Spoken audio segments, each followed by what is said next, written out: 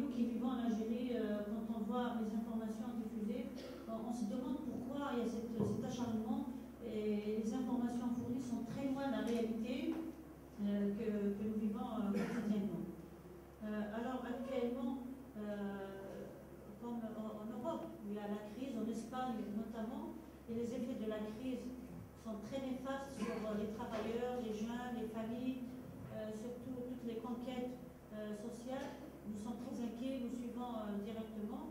Mais même si en Algérie, nous n'avons pas cette crise, mais la crise nous touche finalement d'une autre manière et nous subissons des pressions de par les puissances mondiales, les États-Unis à leur tête, l'Union européenne aussi, donc des pressions qui sont exercées sur le gouvernement algérien et surtout par rapport à toutes les conquêtes. Donc il y a même des refus.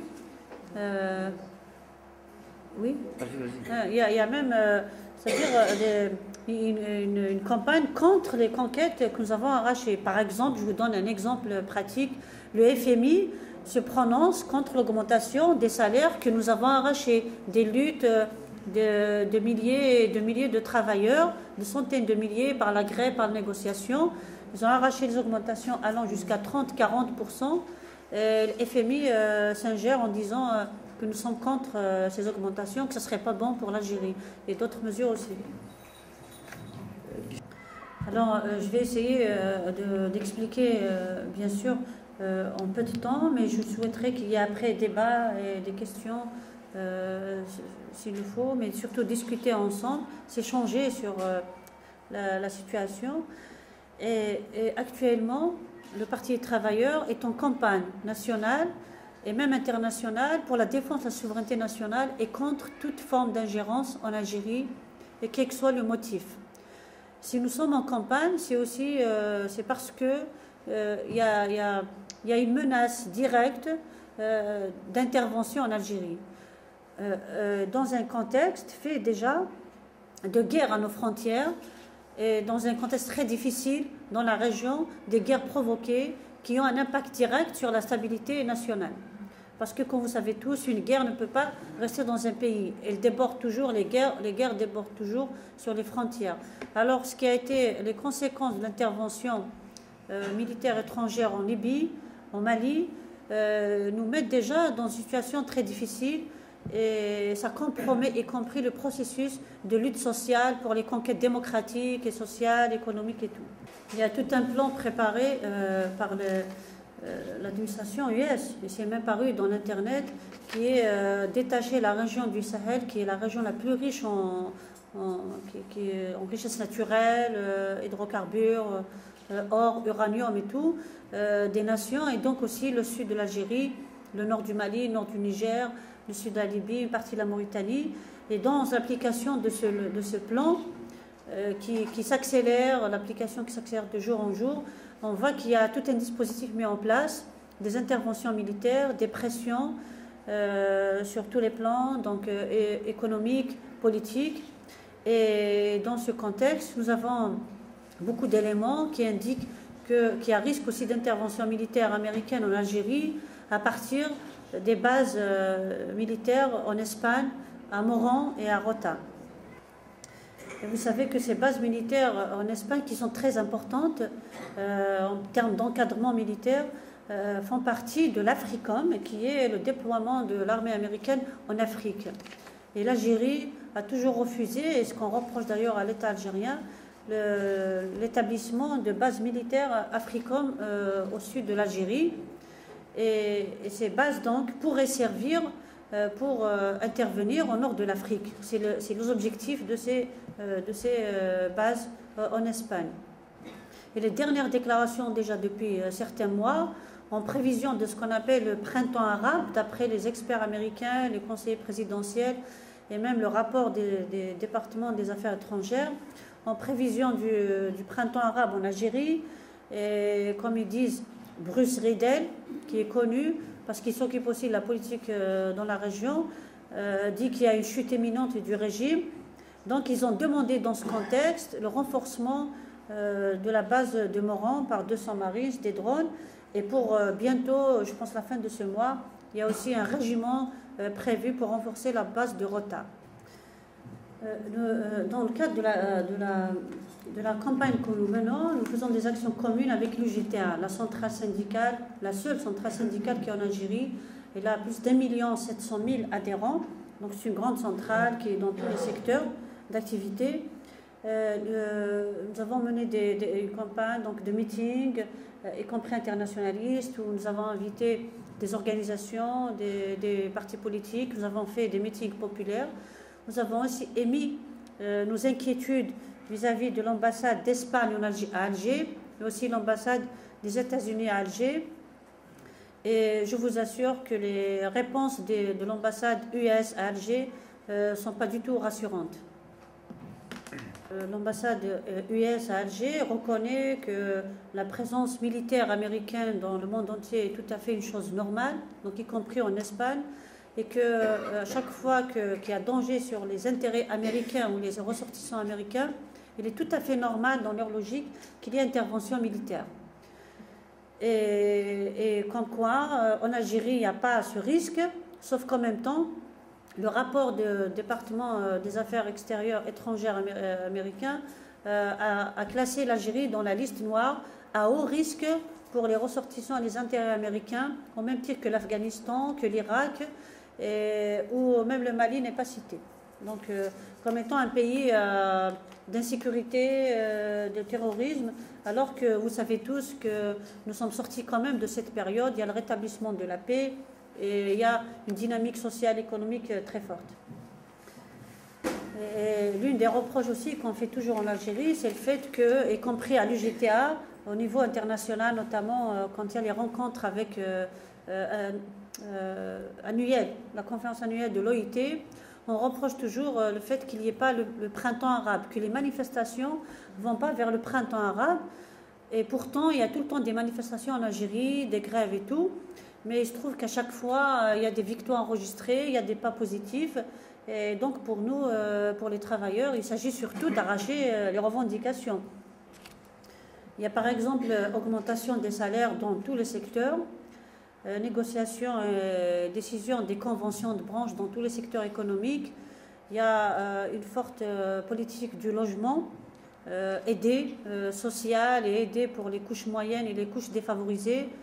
Un programme de plus de 2 millions, même un quota pour les jeunes, un petit quota aussi pour l'immigration, avec c'est-à-dire à la charge de l'État, aider pour les salariés et tout, de façon à ce que ça ne soit pas contraint. Je ne sais pas comment expliquer la politique, c'est-à-dire une politique du logement aidé. Il y a réouverture d'entreprises, arrêt de la privatisation des entreprises, aide directe de l'État à beaucoup de secteurs. Par exemple, dans le secteur de textile, on a mis, je ne me rappelle pas, 4 milliards de dollars, je crois, 17 milliards de dinars pour le secteur de la pharmaceutique et beaucoup de mesures protectrices pour la production nationale. Par exemple, c'est la règle de 51-49% pour le partenariat avec les étrangers, la préférence nationale, comment on appelle ça, le droit de préemption de l'État. Donc beaucoup de mesures sociales et économiques pour la création d'emplois, la création des richesses. Bien sûr, ce n'est pas suffisant, mais ça reste que c'est réel et nous avons réussi à faire ce pas, à faire reculer le gouvernement, à changer la politique du gouvernement. Et ça, ce n'est pas le fruit de hasard, c'est un fruit de longues années de lutte et de résistance. Et ce qui est bizarre dans tout ça, c'est que quand le gouvernement algérien fermait les entreprises, et ça crée des licenciements massifs, et quand on a arrêté la construction des logements, les routes, il n'y avait pas d'infrastructure, le gouvernement algérien était montré comme un bon gouvernement par l'Union européenne, par la Banque mondiale, par le FMI, par les États-Unis. C'était un gouvernement qui est montré vraiment très avancé. Et là qu'il y a correction de ces politiques, arrêt des privatisations et tout, et réponse aux revendications citoyennes et des travailleurs et des jeunes, on montre il y a une campagne de formation de la réalité et des pressions sur le gouvernement algérien, et on reproche à l'État algérien le refus d'Africom en Algérie, l'intervention de l'OTAN en Libye, le refus d'intervenir directement au Mali. Et donc, nous comprenons que c'est contre les intérêts du peuple algérien. Et il y a aussi des tentatives d'ingérence dans les affaires internes du pays. Et pourtant, normalement, le gouvernement est l'affaire des Algériens. Il appartient aux Algériens de le critiquer, de le renverser, de décider de la politique qui convient, et non aux institutions internationales. Et quand je dis qu'il y a risque d'intervention, elle est sur tous les plans. Il y a des pressions. Par exemple, il y a quelques mois de cela, les ambassadeurs français, étrangers, donc à l'étranger, dans les pays de la région, se sont réunis pour discuter pourquoi il n'y a pas le printemps arabe en Algérie. Est-ce que ce n'est pas une ingérence? Et même dans les universités américaines et dans la sphère diplomatique américaine, on discute aussi la particularité algérienne, à savoir pourquoi il n'y a pas de printemps arabe en Algérie, comme si c'était un problème. Et dans certains rapports, on plaint le peuple algérien de ne pas avoir connu le printemps arabe. Alors que normalement, les révoltes, les révolutions et tout, c'est les peuples qui doivent décider, et ça doit répondre qu'aux aspirations du peuple concerné, et ça ne doit pas être décidé par des forces étrangères. Alors il est important, pourquoi c'est un souci pour ces puissances internationales, l'Union européenne, les États-Unis, la Banque mondiale, le FMI, pourquoi c'est important pour eux le fait qu'il n'y ait pas de printemps arabe en Algérie?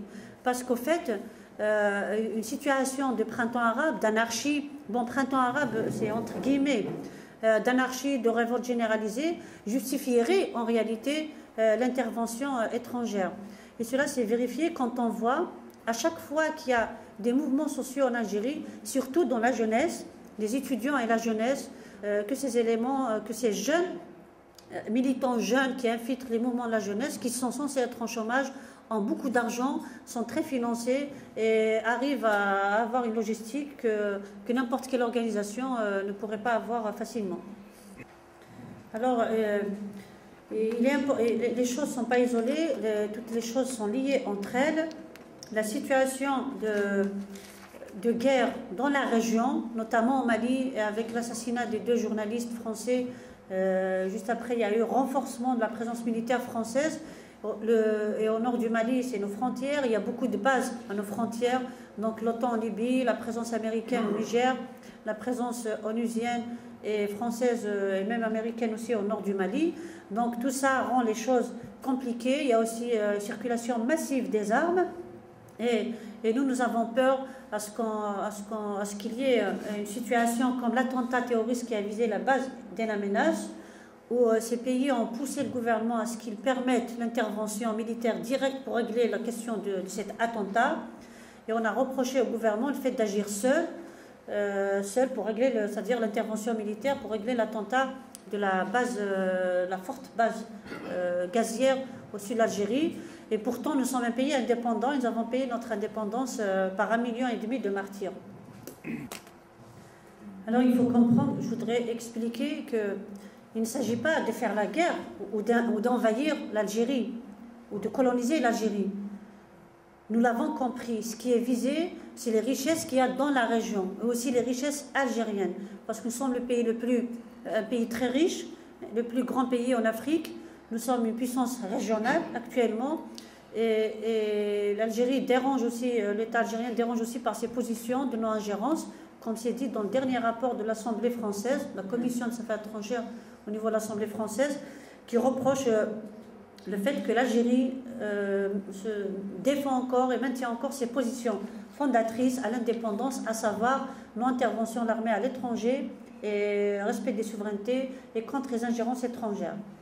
Donc il s'agit de piller les richesses de la région, de tailler dans la chair des nations pour extraire la région du Sahel, de la région. Donc tous les moyens sont mis en place et l'intervention, les bases militaires dans la région sont un danger déjà, leur existence est un danger, et la base militaire de Moran et de Rota sont un danger.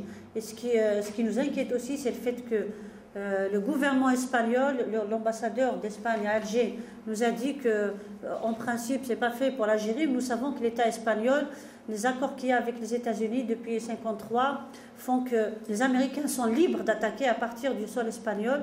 Et nous avons confiance en les Espagnols, les organisations espagnoles, les partis, les syndicats, et les militants pour les droits de l'homme, pour la démocratie, pour le respect des peuples et des souverainetés.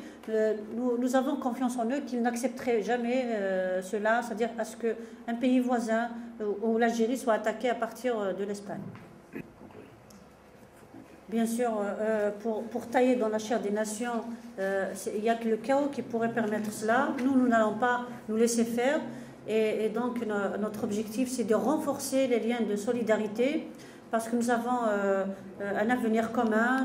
Face à cette crise, c'est se battre côte à côte pour qu'il n'y ait pas d'ingérence, pour qu'il n'y ait pas d'ingérence militaire en Algérie, mais aussi renforcer nos liens pour qu'il y ait le respect des droits des travailleurs, des conquêtes arrachées par la lutte des travailleurs.